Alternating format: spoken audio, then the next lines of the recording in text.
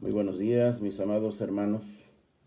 Espero que todos estén bien, disfrutando las bendiciones de Dios esta mañana. Gracias a Dios por una oportunidad más para estar juntos. Qué privilegio es buscar el rostro del Señor.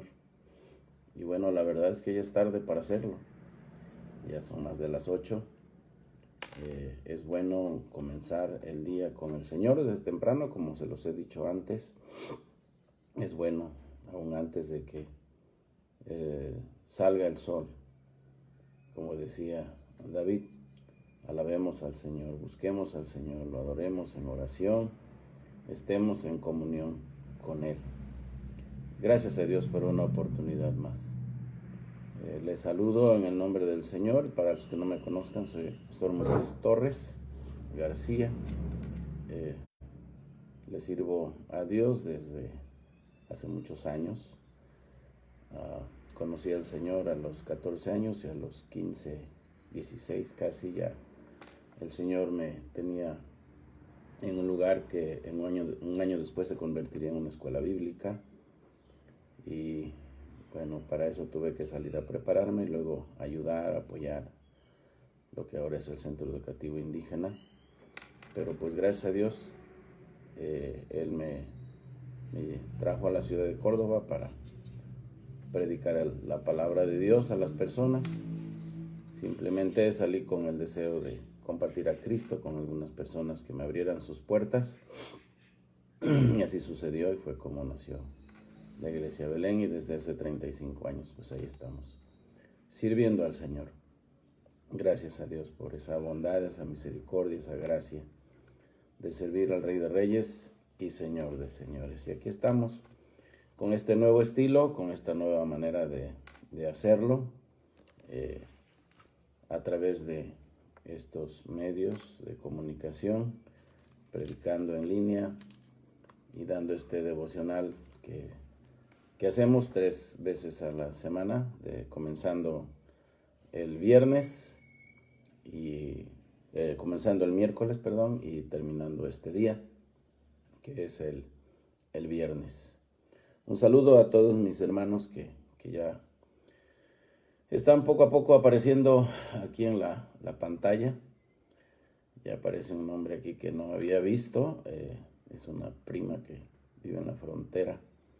Me da tanto gusto. Que Dios les bendiga a todos ustedes. Tenemos varios hermanos que se conectan, no solamente aquí en el país, también del otro lado de la frontera. Y aún nuestro hermano Eliu allá en Holanda se conecta. Ellos estuvieron conectados, escuchando, viendo la proyección. Y bueno, qué bendición es contar con gente que sabe hacer esto, que en este caso pues le doy gracias a Dios por el apoyo que tengo en casa, con mi familia, y en la iglesia con el equipo técnico de proyección. Es una bendición. Para los que no estén enterados, los domingos a las 11 de la mañana se transmite el culto de predicación, y gracias a Dios ahí, pues aunque estamos con el equipo técnico, pero es de bendición tenerlos allí y poder proyectar ahí la predicación, que está acompañada por las rondallas que participan, y también a veces la pequeña Abdia ya llega a cantar también. El domingo pasado tuvimos al grupo de alabanza. Ellos participan con música un poco más contemporánea, pero al fin y al cabo pues también llegan a poner su granito de arena en la proyección, a servirle al Señor. Y eso es lo importante, que estemos haciendo algo en la obra de Dios. Estemos siempre ocupados haciendo algo en la obra del Señor. Y sabemos que nuestro trabajo en Él no es en vano. Y seremos recompensados por el Señor cada vez que hagamos algo por su obra. Bien, hoy les voy a compartir, ya que ya vi que ya se conectaron varios hermanos. Hoy les voy a compartir Gálatas 5:1. Voy a dar lectura al texto y luego vamos a meditar sobre este asunto de permanecer firmes en la libertad en Cristo, la libertad en que Cristo nos hizo libres. Yo lo he titulado Firmes en la libertad de Cristo. Y dice el versículo así: estad pues firmes en la libertad con que Cristo nos hizo libres, y no estéis otra vez sujetos al yugo de esclavitud. Esas son las palabras dirigidas del apóstol Pablo a sus amados Gálatas. Él está animándoles a lo largo de toda su epístola a regresar a la simpleza del Evangelio, a creer en Cristo nada más, a depositar su fe en Cristo, a no añadirle nada más que la fe en el Señor Jesucristo. La salvación es Cristo más nada, más nada. No podemos nosotros hacer nada para poder lograr la salvación, ni para retenerla. No podemos hacer nada. Todo viene del Señor, y todo es del Señor, y para Él es el reconocimiento, para Él es la honra y la gloria nada más. En la salvación nadie más puede hacer nada, solamente la obra de Cristo. Como decía ayer, cuando a Él le preguntaron que qué debemos hacer para poner en práctica las obras de Dios, Él contestó, pues ya está hecho, ¿no? Esta es la obra de Dios, que creáis en el que Él ha enviado, porque Él hizo todo. Nosotros, ¿qué podemos hacer? Y ahora les ruega, les dice, estad. Y bueno, pues está en imperativo, ¿verdad? Este verbo, cuando dice estad, ¿verdad? Suena como una imposición casi. Y así les dice, estad pues. Debido a todo lo que ya les he dicho, esto es lo que deben hacer. Ustedes deben permanecer firmes, deben estar firmes en la libertad con que Cristo os hizo libres. Los judaizantes querían someterlos al yugo de la esclavitud, de la ley, otra vez, a este sistema de obras que era incompleto, que era imperfecto, como dice el escritor de los Hebreos en el capítulo 7 de Hebreos, que era algo que estaba a punto de caducar y no era perfecto, no era completo ese sistema. Era un sistema de obras que solamente tenía el propósito de hacerle ver al hombre su pecaminosidad, hacerle consciente de su pecado y que se viera desprovisto de toda capacidad para acercarse a Dios por sí mismo y satisfacer las demandas de su santa ley, y no quedar otra más que caer en los brazos de Cristo. Caer en Cristo, nada más. Creer en Él, depositar la fe solamente en Él, confiando en Él, y ahora permanecer en Él. Y esto es lo característico de aquellos verdaderos hijos de Dios. Estos permanecen. Si vosotros permanecéis en mí, si mi palabra permanece en vosotros, ¿verdad?, seréis verdaderamente mis discípulos. Y el perseverar es característico de los auténticos hijos de Dios. Y esta perseverancia la da el Señor. Él guarda, Él preserva el alma para salvación. Aquellos que Él ha designado para llevar a la gloria, ellos van a llegar.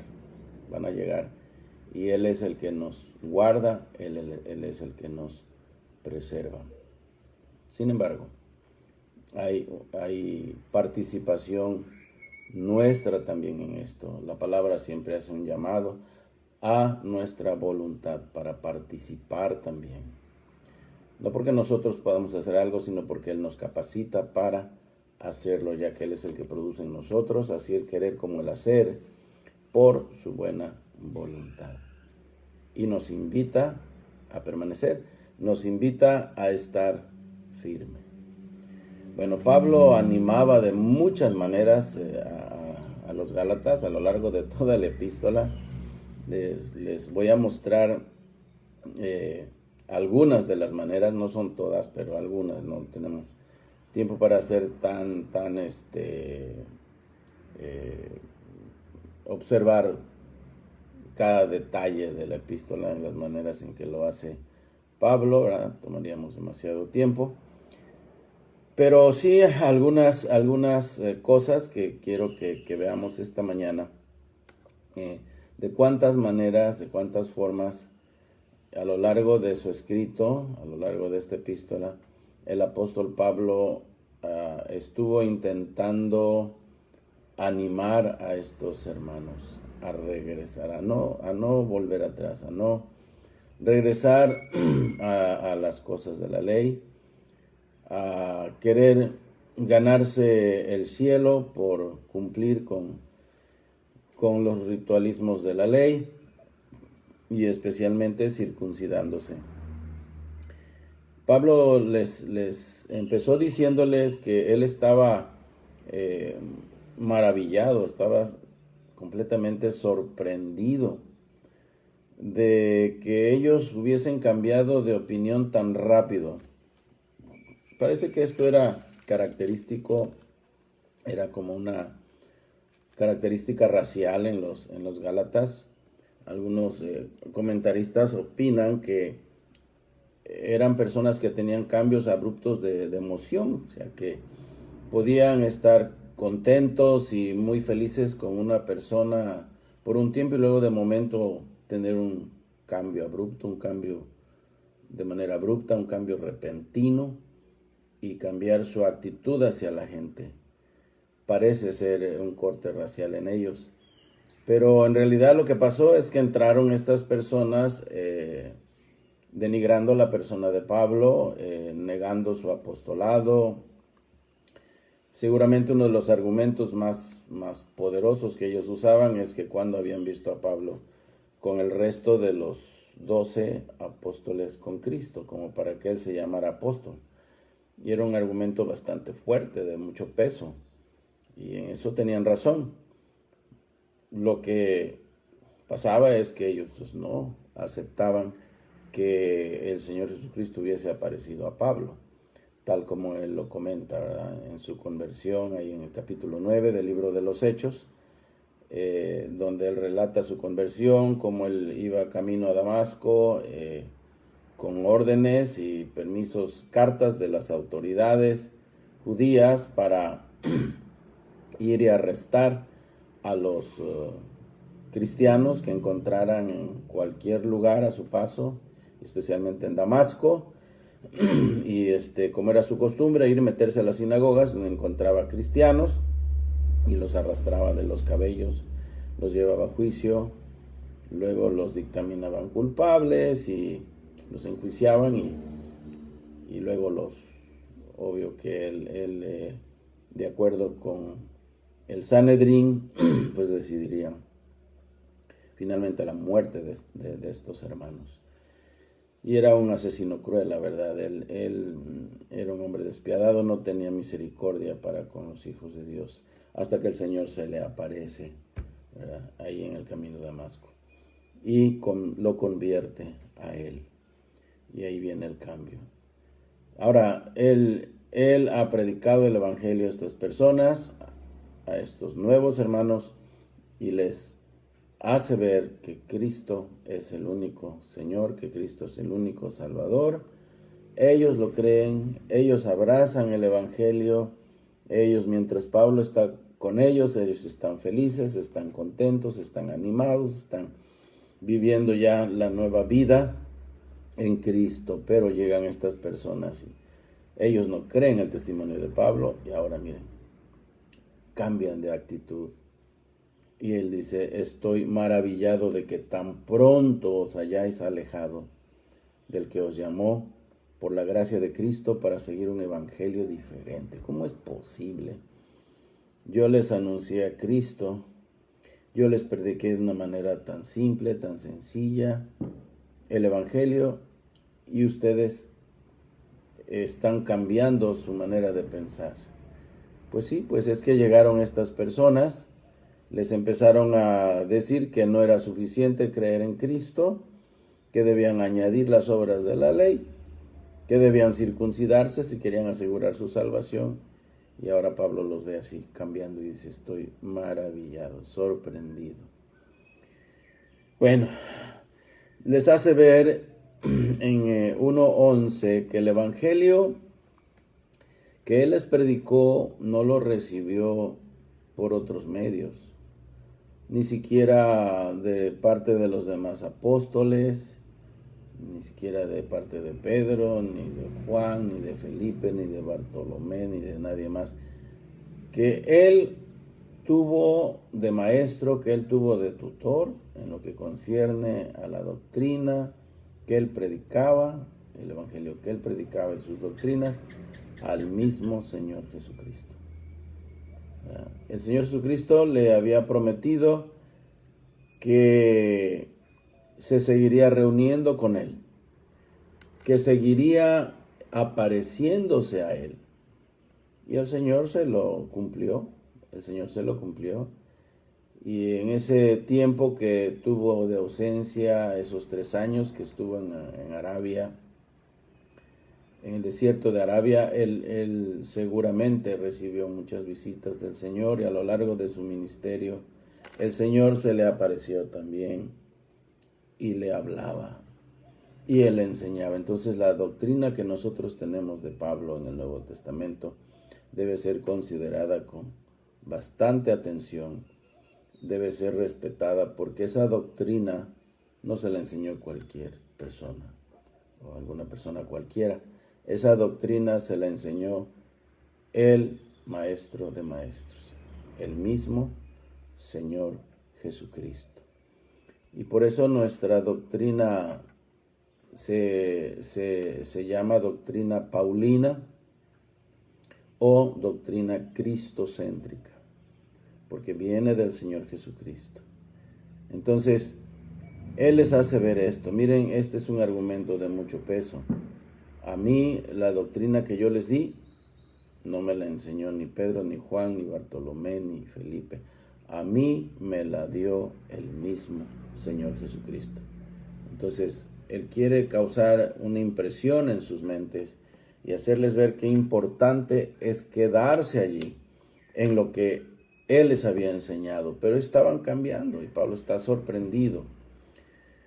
También les costó su testimonio de conversión, les contó su testimonio de conversión y llamamiento. En el capítulo 1, versículos 13 al 24, Él les hace ver cómo Dios lo llamó por su gracia, cómo reveló a su Hijo en él. Les hace ver, les comunica que no subió a los que eran apóstoles para que le instruyeran, sino que se fue a Arabia, luego volvió de nuevo a Damasco. Pasado 3 años subió a Jerusalén para ver a Pedro y solamente estuvo con él 15 días. Y bueno, y así les va diciendo que es verdad lo que él les había compartido. Y ellos habían creído todo esto, pero pues miren, ustedes estaban cambiando de opinión. Y les dice, recuerden ustedes que al principio ni siquiera me querían abrir las puertas las personas, solamente oían decir, aquel que en otro tiempo nos perseguía, ahora predica la fe que en otro tiempo asolaba. Él les da su testimonio, les hace ver, miren, esto no fue fácil para mí. Y cuando llega con ellos, pues él tiene problemas de salud. Dios usa eso para que él se quede en esa región, y es cuando él les predica este evangelio. Él les está contando el testimonio de conversión, cómo Dios había trabajado en él. Pero parece ser que eso no les valía tanto. Ahora, en el capítulo 3, ya empieza Pablo a tener ciertas reacciones, y ahora les hace ver, bueno, ¿qué está pasando con ustedes? Y les dice, oh Gálatas insensatos, así como les llama aquí, tercos, necios, quiere decir.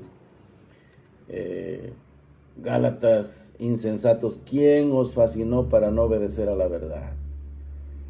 Prácticamente les está diciendo quién los hechizó, qué les hicieron. O sea, no cabe en la mente de Pablo el cambio que está sucediendo en los Gálatas. Primero les dice, estoy maravillado de todo lo que está pasando con ustedes. Ahora les dice, bueno, ¿y ustedes quién los fascinó? ¿Quién los hechizó? Significa esta palabra, esta expresión. ¿Quién los hechizó para no obedecer a la verdad, a vosotros, ante cuyos ojos Jesucristo fue ya presentado claramente entre vosotros como crucificado? O sea, ¿qué más les voy a predicar? Prácticamente no tengo otro evangelio que predicarles. Les tengo que predicar el mismo evangelio, no hay otro. Esta es la simpleza, lo sencillo del evangelio. Y ahora les empieza a tener reacciones Pablo y les dice, ustedes son unos necios. Están actuando como si alguien los hubiera encantado. Y esa característica tienen los falsos predicadores. Encantan a la gente. Les prometen tantas cosas y tienen una labia tremenda para convencer.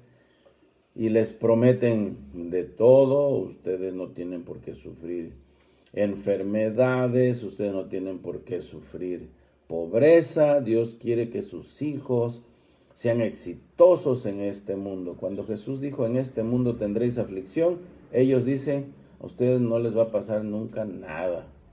Ni tienen por qué enfermarse, ni tienen por qué sufrir pobreza. Cuando Jesús dice, las aves tienen sus nidos, las zorras tienen sus cuevas, pero el Hijo del Hombre no tiene ni dónde recostar su cabeza. Ellos dicen, tú solamente tienes que hacer una siembra, tienes que depositar una buena cantidad a mi cuenta y entonces voy a orar por ti y voy a romper la maldición que hay en tus finanzas para que tengas bastante éxito. Bueno, esos predicadores corruptos, falsos, diabólicos, están predicando doctrinas totalmente contrarias al evangelio.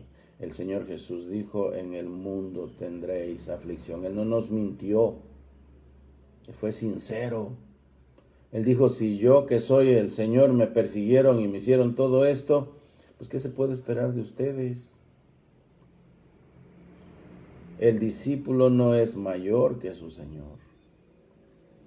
Si a mí me persiguieron, si a mí me variaron, si a mí me escupieron, si a mí me hicieron de todo, ustedes van a esperar lo mismo. No los va a querer el mundo solamente amará lo suyo, pero como ustedes no son del mundo, como tampoco yo soy del mundo, pues no los van a querer. Si a mí no me quisieron, ustedes tampoco. Pero estos predicadores fraudulentos que medran predicando el evangelio, mejoran su calidad de vida material, predicando el evangelio, engañando a la gente, tienen una capacidad tremenda para convencer, tienen mucha labia, pues el diablo habla a través de ellos, contradiciendo el evangelio. Luego hace uso de otra táctica y les dice, oigan, ¿se acuerdan de todo lo que pasaron ustedes cuando recibieron el evangelio? ¿Van a tirar ustedes eso por la borda? ¿Van a echar eso a la basura? Miren cómo les dice en el versículo 4 del capítulo 3, tantas cosas habéis padecido en vano. Si es que realmente fue en vano. ¿Cuántas cosas sufrieron ellos por causa del evangelio? ¿Y acaso esto fue en vano? Dice Pablo. Sufrieron la pérdida de sus cosas, de sus bienes materiales. Había lugares en el Imperio de Roma donde era bien peligroso declararse cristiano. Y ya en la recta final del primer siglo empezó la persecución con más fuerza. El Imperio Romano empezó a tomar cartas en el asunto también. en el segundo siglo ni se diga, y parte del tercero. Fue hasta que el cristianismo se legalizó por medio de Constantino en el cuarto siglo, que aminoró la persecución, pero a los cristianos los mataban por todas partes, les quitaban sus pertenencias, los corrían de sus propiedades. Era una cosa terrible. Estos habían padecido por haber creído en Cristo. Y bueno, dice Pablo, ¿a poco eso va a ser en vano? Y el Señor seguramente les tiene su recompensa ya en el cielo. ¿A poco la van a perder? No sean tontos. Quédense donde están. Ya les prediqué a Cristo y este crucificado. Ya han creído en Él con una fe sencilla. Quédense allí donde están. No se muevan. Oh, pero el diablo es terrible. Les advirtió también, y ahora esto es más fuerte todavía en el capítulo 10. Si ustedes se apegan a la ley para salvarse, van a terminar bajo maldición. Dice el versículo 10, porque todos los que dependen de las obras de la ley están bajo maldición. Pues escrito está, maldito todo aquel que no permaneciere en todas las cosas escritas en el libro de la ley para hacerlas. ¿Alguien quiere guardar la ley? ¿Alguien quiere salvarse por guardar el sábado? ¿Alguien quiere salvarse por guardar la fiesta de los panes sin levadura? ¿Alguien quiere salvarse por guardar la fiesta de la Pascua o la fiesta de los tabernáculos? ¿Cree la gente que con eso se van a justificar delante de Dios en el día del juicio? Eso no les va a servir de nada.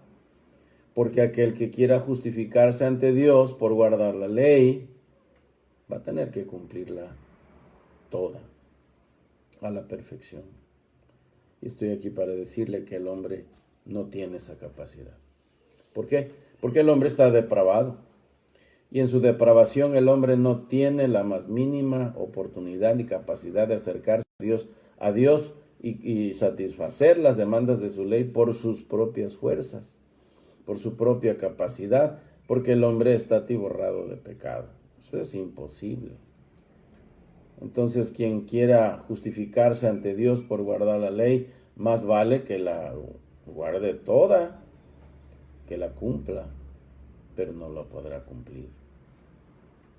El que no comete una cosa, un pecado contra la ley, comete otro. Y así se va Pablo, luego les habló del propósito de la ley, les hizo ver que la ley lo único que podía hacer era descubrir el pecado, pero no tenía la capacidad de ayudar al hombre para no pecar y para salvarlo. Les dijo que la ley fue añadida a causa de las transgresiones hasta que viniese la simiente a quien fue hecha la promesa. Es decir, hasta que viniera Cristo, el Señor Jesucristo. Y ahora nos muestra Pablo que los gentiles y los judíos estamos en el mismo nivel, en el mismo plano de justicia delante de Dios. Y no tenemos la capacidad de salvarnos a nosotros mismos. Pero ahora en Cristo dice Gálatas 3:28, ya no hay judío ni griego, no hay esclavo ni libre, no hay varón ni mujer, porque todos vosotros sois uno en Cristo Jesús. Luego les explicó la alegoría de Agar, la vimos el día de ayer. Hablamos de esta alegoría en donde les dibuja a través de estas dos mujeres los dos pactos. El pacto de la ley representado por Agar y el pacto de la gracia representado por Sara, una produciendo hijos para esclavitud, que es Agar, y Sara, hijos para libertad. Una de la tierra, que representa la ley, y la otra libre, que es el cielo. Bueno, hasta había llorado por ellos. Ya no sabía qué hacer. ¿Qué más hago? para librar a estos tremendos, ¿verdad? Estos necios, ¿verdad? Gálatas, tercos, eran tremendos. Hicieron llorar al apóstol y les dice: oh, hijitos míos, por quienes vuelvo a sufrir dolores de parto hasta que Cristo sea formado en vosotros. Y ese es como un grito de desesperación con matices de enojo, de llanto, de lágrimas, de qué más puedo hacer por estos hijos tercos que tengo. ¿Cómo haré para hacerlos regresar a la fe sencilla del Evangelio? Este es un grito de desesperación ya. Hijitos míos. Era el lenguaje del Señor, tierno del Señor Jesús, como Él se refería a sus discípulos, diciéndoles: hijitos. Ahora les dice con ternura: hijitos míos, por quienes vuelvo a sufrir dolores de parto. Ahora yo no sé cómo Pablo se atrevía a hablar así, si sabemos que él no era casado y pues nunca tuvo la experiencia de con su esposa tener un hijo y verle sufrir a ella cuando estuviera en la sala de parto, ¿verdad? Dando a luz. Bueno, yo esto lo entiendo así. Es muy probable que Pablo, si no presenció, estuvo muy cerca de situaciones así repetidas veces cuando acompañaba el doctor Lucas a Pablo, ¿verdad? Porque fue uno de sus mejores amigos, uno de sus compañeros. Él hasta le llamaba con cariño el médico amado, el doctor amado, porque él era doctor en medicina. Un hombre muy, muy preparado, ¿verdad? Un hombre que no era judío, sinceramente no era judío, pero era un hombre muy, muy letrado, muy fino, muy refinado en su mente, muy afilada, escritor, historiador, tenía muchas cosas este hombre, y era médico. Y seguramente en algunas ocasiones Pablo pudo haberse percatado de situaciones así, debió haber a la distancia tal vez escuchado los gritos de las mujeres a momento de dar a luz. Recordemos que en esa época pues todavía no se inventaba la anestesia. Es probable que todos los partos a lo mejor les daban alguna especie de narcótico, qué sé yo, alguna cosa para que las mujeres pudieran soportar el dolor, pero no había los avances de la medicina que ahora tenemos. Y pues ha de haber sido una situación bastante complicada, ¿no? Pero, en fin, Pablo les dice: miren, así me siento yo para con ustedes. Y valga aquí el ejemplo para nosotros que estamos en la obra de Dios, que predicamos, que instruimos, que evangelizamos, que discipulamos. Miren, ya después de un tiempo, después de, pues, para un servidor estar aquí al pie de la iglesia por 35 años, sí hay personas que desesperan a uno, se los digo, hay personas que son muy, muy tercas, y esto pues cualquier pastor lo entiende muy bien. Hay ovejas que son fáciles de guiar, se dejan conducir, aprenden pronto, participan, vaya, son una alegría para los pastores esta clase de ovejas.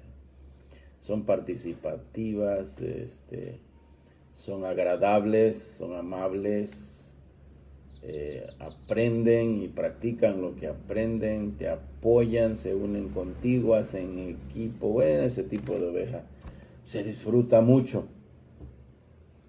Pero hay unos que son como los Gálatas, son tercos, son muy variables, les estás enseñando y de momento cambian, les estás por años explicando la palabra y parece que en lugar de entenderla cada vez se vuelven más ignorantes. Hay que tener mucha paciencia con ellos. Y aquí sí que me lleva a una distancia muy larga el apóstol Pablo cuando él dice: hijitos míos, por quienes sufro dolores de parto hasta que Cristo se ha formado en vosotros. Tengo que esperar a que la gracia de Dios trabaje en ustedes y un día yo tenga la bendición de ver a Cristo, el carácter de Cristo formado en ustedes. Esta es la razón de estos devocionales. Esta es la razón de las predicaciones de domingo. Esa es la razón de que el sábado, en lo particular, me gusta concentrarme, no me gusta que me distraigan, ni mi familia, ni los hermanos. Por favor, no me saquen de mi casa el día sábado, les digo. Y parece que hasta se los digo: búsquenme el día sábado y invítenme a algún lugar el día sábado, o llévenme a hacer esto el día sábado. Yo lo que quiero hacer el día sábado es estar en mi oficina. Es el lugar más feliz para mí en ese día, porque quiero concentrarme en lo que voy a dar el domingo. Quiero alimentar lo mejor posible a la iglesia. Quiero que aprendan la palabra. Quiero que se metan a la palabra conmigo. No quiero llegar allí, pararme nada más y empezar a hablar y hablar y hablar y llenar un espacio de tiempo nada más. Yo quiero que ese tiempo valga la pena, o sea, lo que me va a ver y va a escuchar al terminar diga: valió la pena usar este pedazo de tiempo aquí. Valió la pena. El Señor me alimentó, el Señor me habló y voy a intentar poner en práctica lo que aprendí. Bueno, pero para eso hay que permanecer, hay que estar firme. ¿Firmes en qué? Él les dice: en la libertad con que Cristo os hizo libres. Ahora, de aquí en adelante, el lenguaje de Pablo va a ser más fuerte. Les va a hablar con más fuerza. Miren en el versículo 3 del capítulo 5. Antes en el 2 les dijo: no les va a aprovechar de nada si circuncidan. Si creen que eso les va a ayudar para su salvación, están totalmente errados. Y les dice: tú quieres circuncidarte para agradar a Dios y estar bien con Dios y asegurar tu salvación, no te va a servir de nada. Pero si lo quieres hacer, adelante. Pero ahora cumple toda la ley a la perfección. A ver si puedes. Decía mi papá: échate ese trompo a la uña si puedes. No vas a poder hacerlo. No vas a poder lograrlo. Y luego es más contundente. En el versículo 4 les dice: de Cristo os desligasteis, los que por la ley os justificáis, de la gracia habéis caído. O es la ley, o es Cristo. O es la ley, o es la gracia. Pero los dos sistemas no se pueden unir, no se pueden fundir.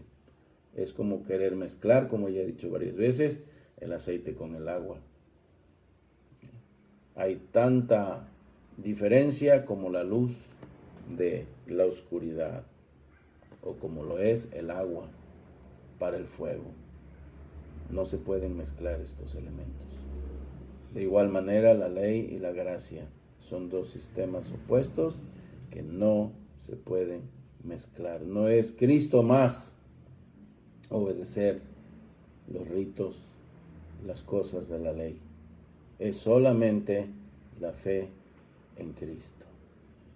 Nada más. Y en esto debemos permanecer. Y dice Pablo: quédate allí. Les pide que estén firmes en la libertad que Cristo les dio. No escuchen a esa gente, les está diciendo. No escuchen a esa gente. ¿Verdad? No les pongan atención. Les dio libertad. ¿Libertad de qué? Pues del yugo de la ley. Los judíos imponían el yugo, la ley como un yugo sobre los gentiles.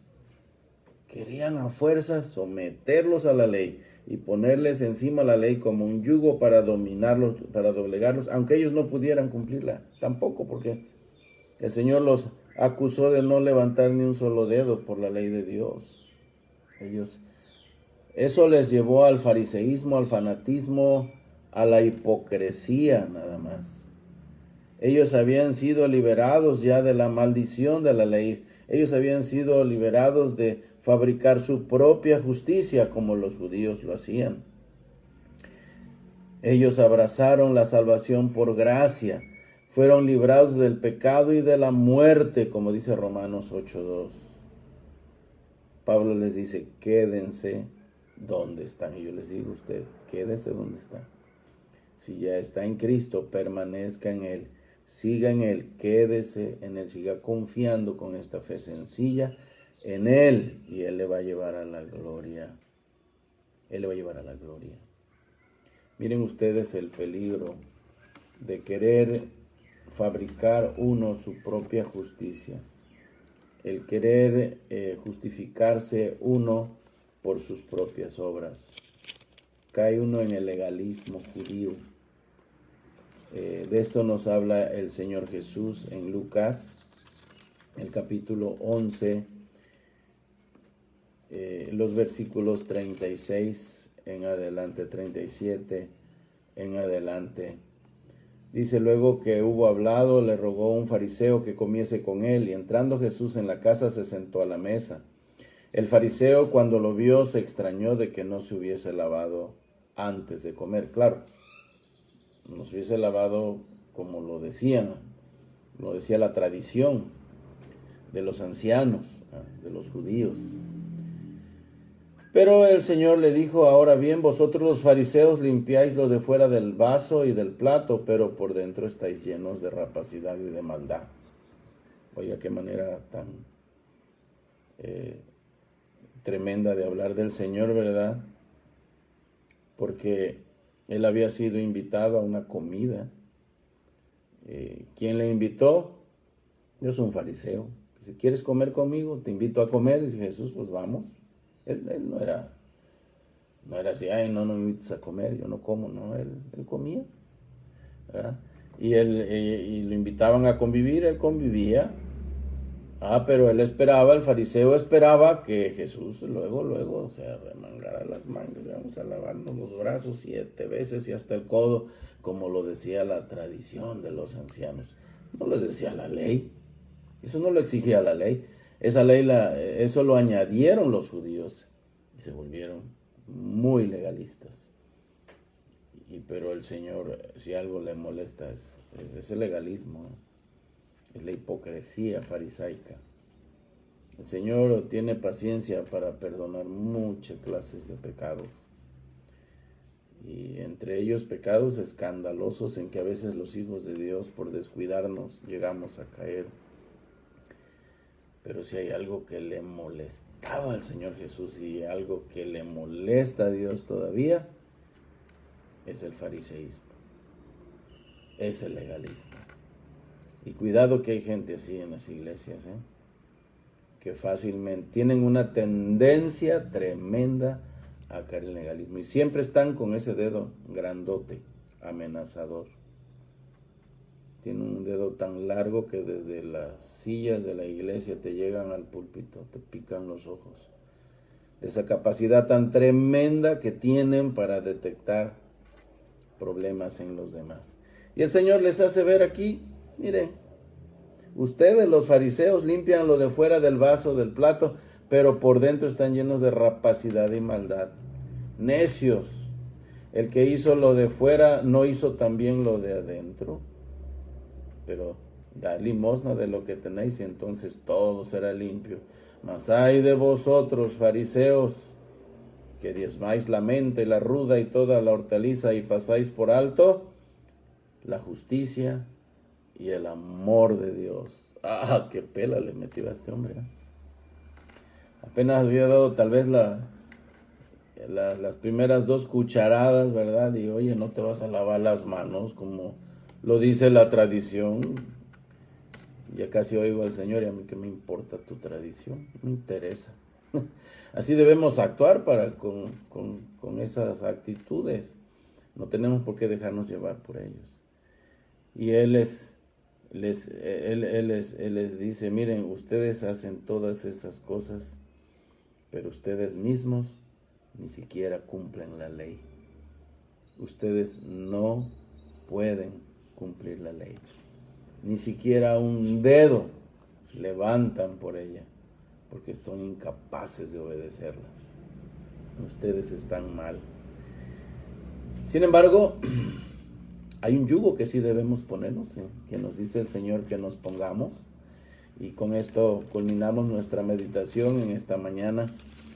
Está en el capítulo 11, pero ahora de Mateo, que dice el Señor, venid a mí, todos los que estáis trabajados y cargados, y yo os haré descansar. Venid a mí, todos los que estáis trabajados y cargados, que yo os haré descansar. Vengamos a Cristo esta mañana, quedémonos con Él, permanezcamos en Él, con Él, como debe ser todos los días, hoy también. Pero es un poco paradójico su lenguaje aquí. Nos invita a descansar en Él, pero ¿cuál es la manera de descansar en Él? Es poniéndonos su yugo. Y Él lo dice así: llevad mi yugo sobre vosotros y aprended de mí. No te pongas el yugo de la ley, no te pongas el yugo de los hombres, no te pongas el yugo de las tradiciones, no te dejes llevar por los tradicionalistas, no te dejes llevar por el hipócrita en la iglesia. Ponte el yugo de Cristo. Este es ligero. Aprended de mí, dice: llevad mi yugo sobre vosotros y aprended de mí, que soy manso y humilde de corazón. ¿Y cuál será el resultado? Y hallaréis descanso para vuestras almas. Ahí está. ¿Quieres descansar? Quédate en Cristo. Permanece en Él. Y tal como has creído en Él desde el principio, sigue creyendo en Él. Sigue confiando en Él. Oh, amados hermanos, qué bendición es estar en Cristo. Y qué bendición es permanecer en Él. Espero que esto les haya animado esta mañana. Busquen el rostro del Señor. No hay rostro más dulce. Y no hay yugo más bueno, más ligero, porque dice: mi yugo es fácil y ligera mi carga. Y nosotros no tenemos la capacidad de llevar el yugo de Jesús. Pero ¿saben qué? Él nos capacita con su gracia para llevarlo. Como Él nos da de su gracia, nosotros podemos hacerlo. La vida cristiana así es. Es dulce, es deliciosa, es hermosa, pero con Cristo.